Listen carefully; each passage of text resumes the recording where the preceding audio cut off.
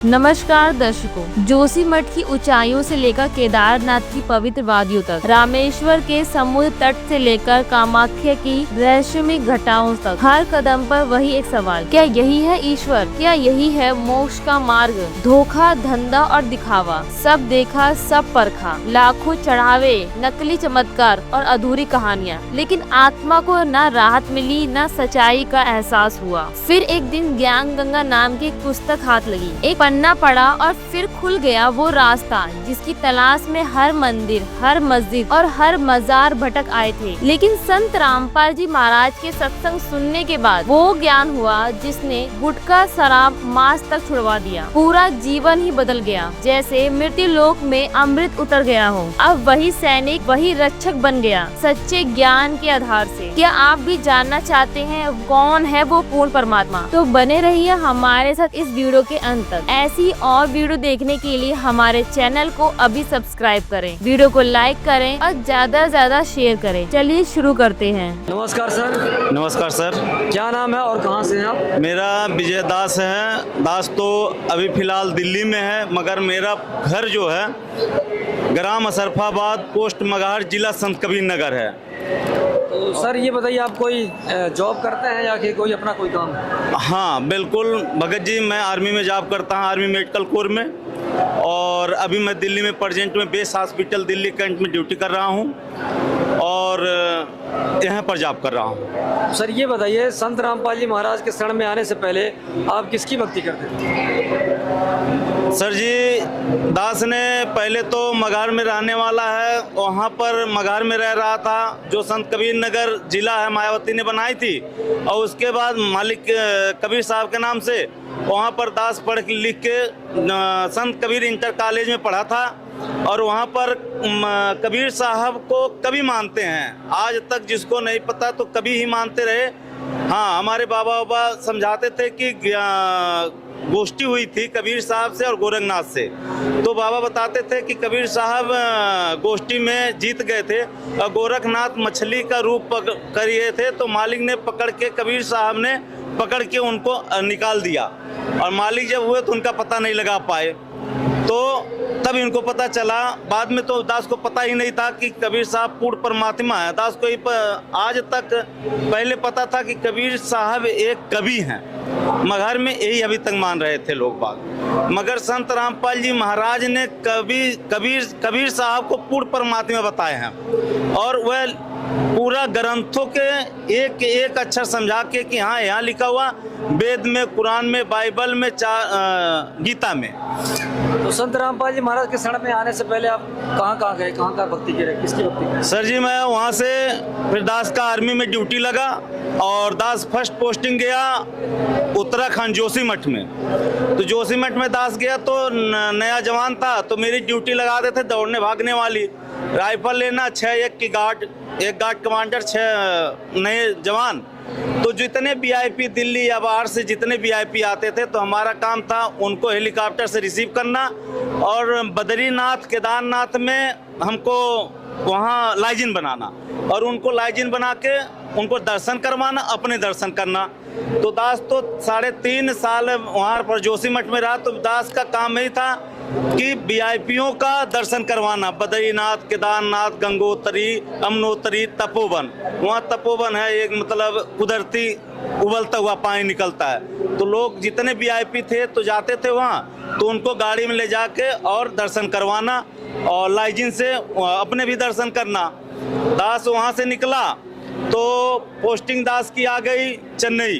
वहाँ से चेन्नई आ गई, चेन्नई गए तो वहाँ तो कभी दास समुंदर देखा नहीं था, तो समुंदर देखा। उसके बाद कुछ दिन के रामेश्वर चला गया दास, पूरे परिवार से रामेश्वर गया, जहाँ राम जी जब समुद्र ने जगह नहीं दे रहा था, पुल नहीं बनने दे रहा था, तो उस समय जहाँ तीर्थ थामे थे, उसके बाद शंकर भगवान की जहाँ स्थापना हुई है वहाँ पर गए। वहाँ देखे जो पुल बना था, राम जी गए थे वहाँ पर भी दास मतलब नाव से गया था वहाँ पर देखने, पूरे परिवार से रामेश्वर देख के वहाँ पर आया। वहाँ से जितना वहाँ का मंदिर है वहाँ भी मतलब संतुष्टि कहीं नहीं थी, सब के सब पैसा पे ही धंधा था, यहाँ चढ़ाओ वहाँ चढ़ाओ। मैं वीआईपीओ को लेके जाता था, वहाँ भी वो चढ़ाते हैं, लाखों लाखों में चढ़ावा चढ़ाते थे। मतलब कहीं भी जाओ तो चढ़ावा ही चढ़ाते थे। वो भाई वीआईपी के पास पैसे थे, वो चढ़ावा ही चढ़ाते थे, धंधा था। तो उसके बाद वहाँ से जब दास निकला चेन्नई से, ऐसा ईश्वर की कृपा रहा, चेन्नई से फिर दास गुवाहाटी गया।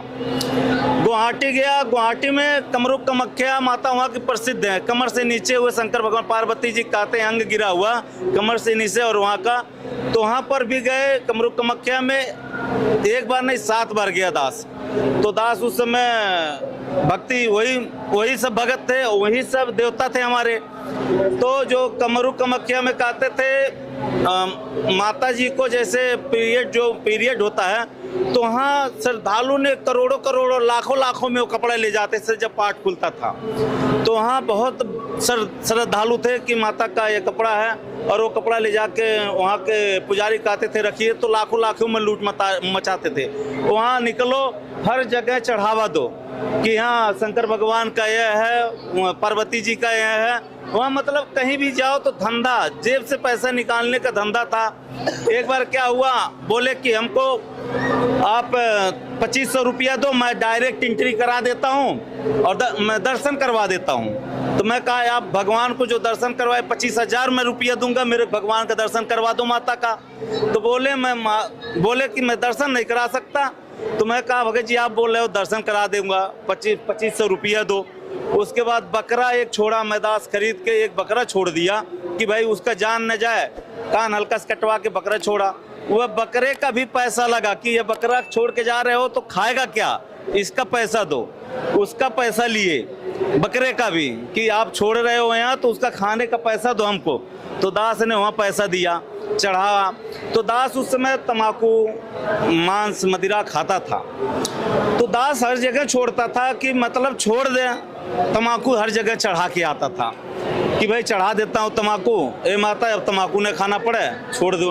वहाँ से आया 4 स्टेशन 6 स्टेशन आया, फिर तो अमल लग जाए खरीद लूँ ट्रेन में, छूटे ने। मैं कहा यार शक्तियाँ कहाँ गई, नहीं क्यों मैं छोड़ नहीं पा रहा हूँ। तो दास बीच में निरंकारी में भी ज्ञान ले रखा था, निरंकारी में भी चढ़ाया। हरदेव जी थे महाराज थे। उसके बाद उनका एक्सीडेंट हो गया, दामाद और वह मर गए। उनके मैडम को ट्यूमर हो गया, वह मर गई। तब हमको लगा यार जब वो खुद अपना रक्षा नहीं कर पा रहे तो मेरा रक्षा कहाँ से करेंगे।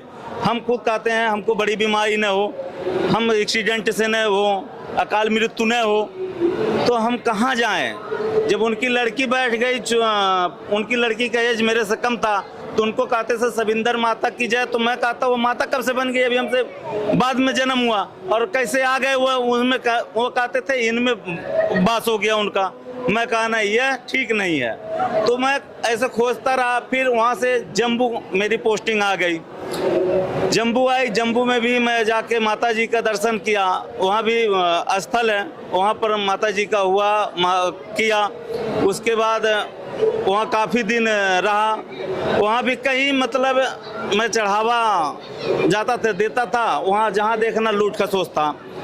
काली मंदिर कलकत्ता में भी काली मंदिर का दर्शन करने गया मैं। जो इंडिया का चारों कोना है, मैं मालिक ने पहले मेरे भेज दिए। तू पहले कहते हैं कि जाके देख कि बड़े बड़े कहते पहाड़ों में बसे हुए हैं पूरे देवी देवताओं, शंकर भगवान जी का। तो उत्तराखंड का कहते हैं कि क्या बोला देवभूमि है, देवभूमि आज भी कहते हैं देवभूमि है।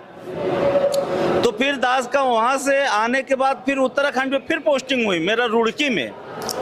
तो मैं रुड़की में जब आया, उसके बाद मैं भी उसमें निरंकारी में था, तब पढ़ रहा था। एक उसमें अवतार बाणी होती है, अवतार बाणी था। तो मैं उस समय पोस्ट मेरा ज़्यादा हो गया, हवलदार बन गया था। तो मेरे नीचे गार्ड 2-3 सिपाही मिलते थे।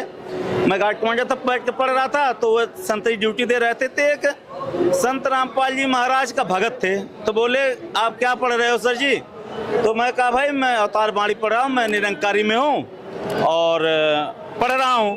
तो बोला आप क्या पढ़ रहे हो? मैं आपको एक बुक देता हूँ, आप पढ़िए और मैं खाना खाने जाऊँगा तो बुक लेके आऊँगा। तो वह हमको ला के ज्ञान गंगा दिए, बुक ज्ञान गंगा दिए। तो उसमें लिखा था कबीर साहब पूर्ण परमात्मा।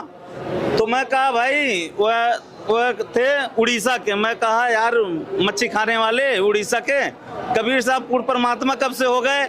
मैं मगहर का खुद रहने वाला, खेल कूद के मैं वहीं बढ़ा, उस ग्राउंड में क्रिकेट खेलता था, तो कबीर साहब पूर्ण परमात्मा कब से हो गए?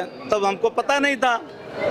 तो मैं कहा यार भाई तू अपना ज्ञान गंगा ले, ये कहाँ से बोला, एक पेज पढ़ो। तब दास ने सृष्टि रचना पढ़ा, तब सृष्टि रचना में लगा तो बोले कि कबीर साहब सशरीर गए थे मगहर से। आप जो मगहर के रहने वाले तो आपको पता होगा मंदिर मस्जिद दोनों बना। मैं कहा बिल्कुल, ये तो सच्चाई है कि सशरीर गए थे।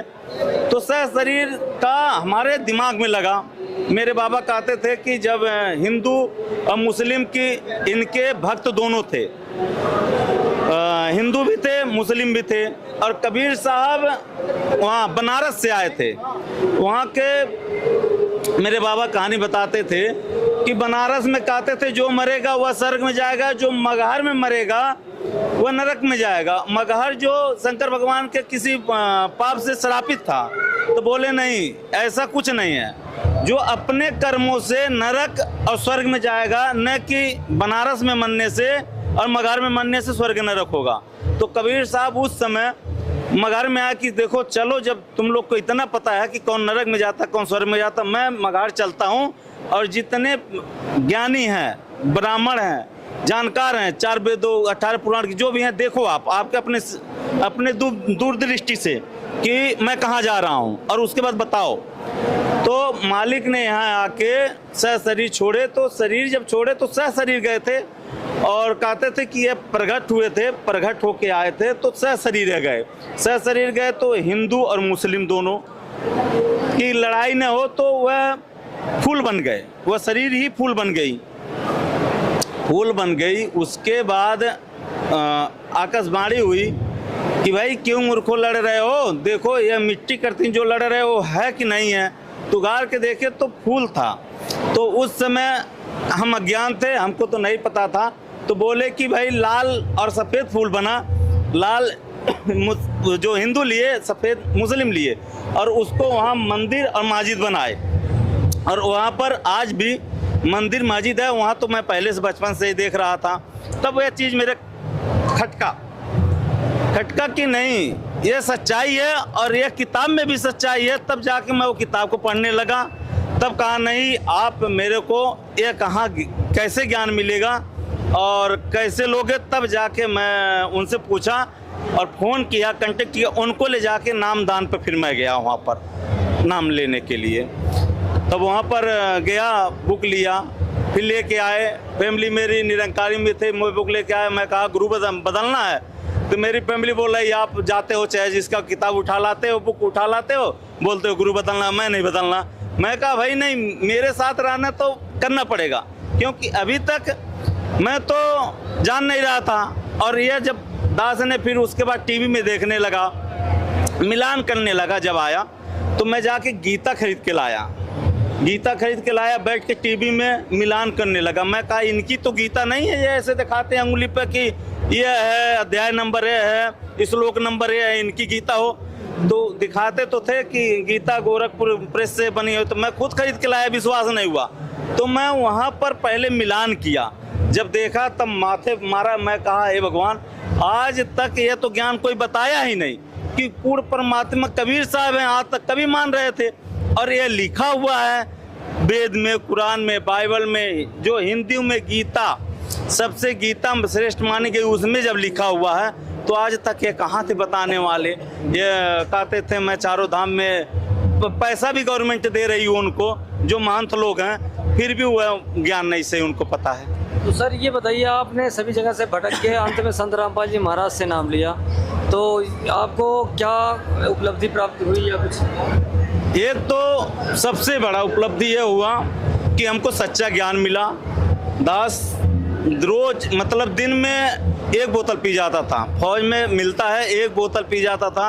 यहाँ तक कि दास को जैसे ड्यूटी लगी रहती थी, मांस भी खाता था, तो बोतल लेके मांस लेके का किलो मांस लेके बैठ जाता था दास, और 1 बोतल पी के उसके बाद उठता था। तो मेरी फैमिली हद मान गई कि भाई आज नुकसान होगा, और पीते थे हम लोग। तो क्या है 10-10 बजे रात को, 11-11 बजे रात को घर आते, फैमिली बोलती थी तो उसको भी मार देते थे कि आप मेरे में बाधा पड़ रही हो। अमल करता था, गुटखा खाते थे, 20-20 गुटखे जेब में रखते थे, दिन भर में ख़त्म हो जाते थे। तो यह सबसे बड़ा कि वह जो गुटखा खा रहे तो मेरे चेस्ट में थोड़ी सी प्रॉब्लम आ रही थी। तो मालिक का ये छोड़ना चाहते थे मगर छोड़ नहीं पाते थे।